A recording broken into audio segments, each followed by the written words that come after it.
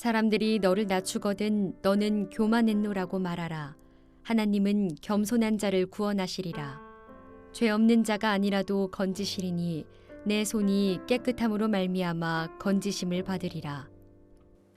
오늘 생명양식은 욥기 22장 21절부터 30절까지 말씀입니다. 엘리바스의 말이 이어집니다. 너는 하나님과 화목하고 평안하라. 그리하면 복이 내게 임하리라. 말만 떼어놓고 들으면 이보다 좋은 말이 없습니다. 문제는 이 말이 엘리바스가 욥에게 한 말이라는 것입니다. 욥에게 이 말을 할 때 엘리바스의 생각은 욥의 현재 상황에 대한 자신의 판단이 하나님의 판단과 동일하다는 것입니다. 엘리바스의 교만이 극에 달했음을 드러내는 부분입니다. 청하건대 너는 하나님의 입에서 교훈을 받고 하나님의 말씀을 내 마음에 두라. 하나님의 입에서 교훈을 받고 하나님의 말씀을 내 마음에 두라 라고 하고는 자신이 교훈을 늘어놓습니다. 자신이 마치 하나님의 대언자인 양 행세하고 있는 것입니다. 내가 만일 전능자에게로 돌아가면 내가 지음을 받을 것이며 또 내 장막에서 불을 멀리하리라. 내 보화를 티끌로 여기고 오빌의 금을 계곡의 돌로 여기라. 그리하면 전능자가 내 보화가 되시며 내게 고귀한 은이 되시리니 이에 내가 전능자를 기뻐하여 하나님께로 얼굴을 들 것이라. 너는 그에게 기도하겠고 그는 들으실 것이며 너의 서원을 내가 갚으리라. 내가 무엇을 결정하면 이루어질 것이요 내 길에 빛이 비치리라. 사람들이 너를 낮추거든 너는 교만했노라고 말하라. 하나님은 겸손한 자를 구원하시리라. 먼저 여기서 오빌의 금은 열왕기상 9장 28절이나 10장 11절에 나오는 대로 오빌이라는 지역에서 나는 금을 가리킵니다. 시편 45편 9절 왕이 가까이 하는 여인들 중에는 왕들의 딸이 있으며 왕후는 오빌의 금으로 꾸미고 왕의 오른쪽에 서도다. 그리고 이사야 13장 12절 내가 사람을 순금보다 희소하게 하며 인생을 오빌의 금보다 희귀하게 하리로다 라는 말씀처럼 오빌의 금은 구하기 힘든 최상품 황금을 말합니다. 이제 내용을 살펴봅시다. 상황에서 떼어놓고 보자면 이 내용은 한편의 주옥 같은 설교입니다. 내가 만일 회개하고 전능하신 하나님께로 돌아가면 내 삶이 회복될 것이다. 내 장막에서 불의를 멀리하고 내 보화를 티끌로 여기고 최상품 황금을 계곡의 돌로 여기면 전능하신 하나님이 내 보화가 되시며 전능하신 하나님이 내 은이 되실 것이다.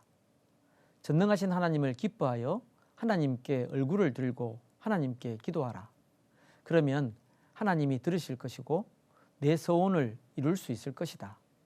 내가 무엇을 결정하면 이루어질 것이고 내 길에 빛이 비칠 것이다. 사람들이 너를 낮추거든 교만했다고 말하라. 하나님이 겸손한 자를 구원하실 것이다. 참 은혜로운 말씀이고 한마디 한마디 우리에게 유익한 말씀입니다.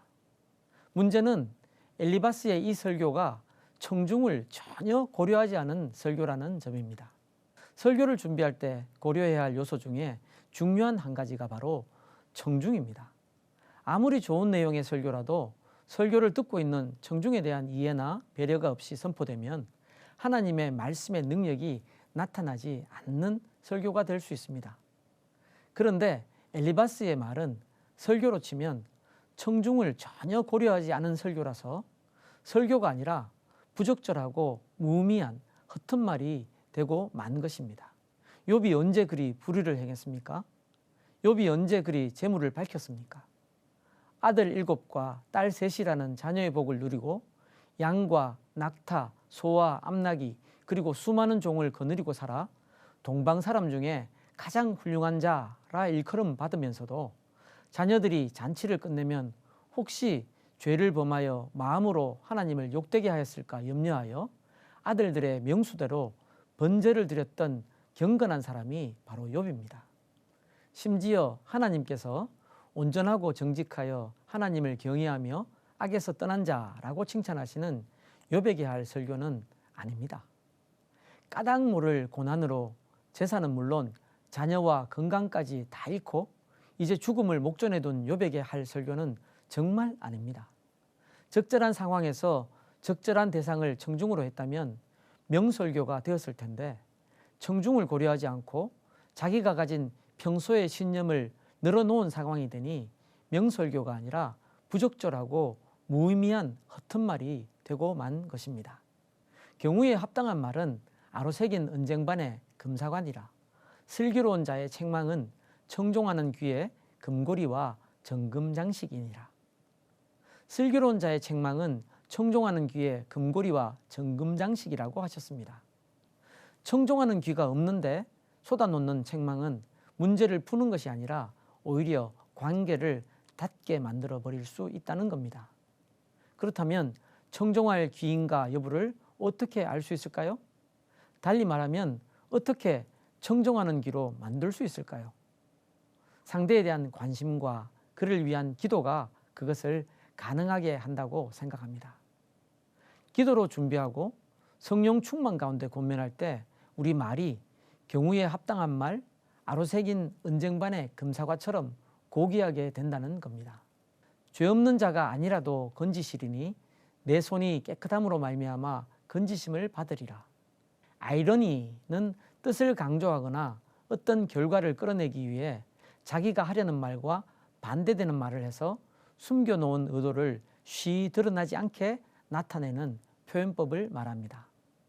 그런데 아이러니에서 나온 말인 아이러니칼은 어떤 일이 기대하고 있던 것과는 정반대로 전개될 때 사용하기도 합니다. 엘리바스가 끝에 한 이 말은 욥기 전체를 알고 있는 우리가 볼 때는 참으로 아이러니칼한 말입니다.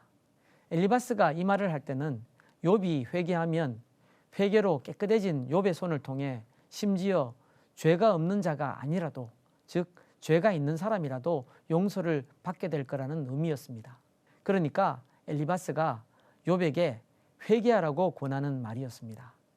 그런데 엘리바스는 자신의 말 중에 건지심이 필요한 사람이 바로 자기 자신임을 모르고 있습니다. 실제로 엘리바스는 욥의 기도를 통해 건지심을 받게 됩니다.